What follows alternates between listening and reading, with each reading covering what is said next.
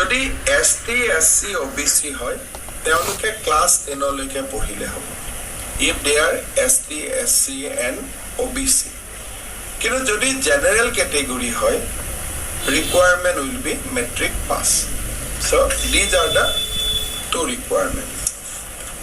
second কথা ইয়াতো আমি যিসকল লৰাই ITI পাস কৰিছে জুনিয়ৰ ইঞ্জিনিয়াৰিং পৰীক্ষা পাস কৰিছে ল্যাবৰেটৰী টেকনিশিয়ান পাস কৰিছে অৰ্থাৎ বিভিন্ন সেলফ এমপ্লয়মেন্ট কোৰ্সত যিবিলাক লৰাই বিভিন্ন সময়ত পাস কৰিছে তেওঁলোকক আমি অগ্ৰাধিকাৰ দিম অৰ্থাৎ কোনোবা এজন লৰাই যদি ডিপ্লোমা ইন সিভিল ইঞ্জিনিয়াৰিং পাইছে ডিপ্লোমা ইন মেকানিক্যাল ইঞ্জিনিয়াৰিং পাইছে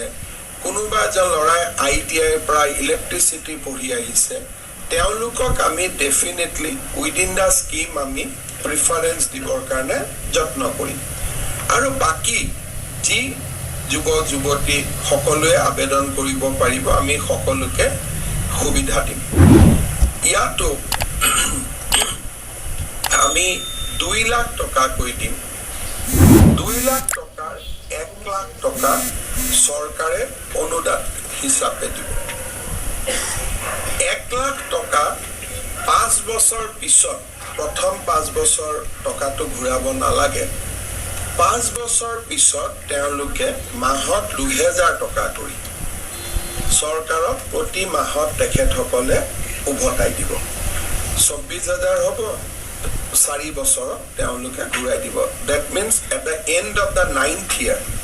তেওঁলোকৰ পৰা মিলাম আৰু 2000 টকা very simple installment আৰু তাত কোনো চক্ৰবৃদ্ধি সুদ simple interest একো নাথাকে the entire interest is free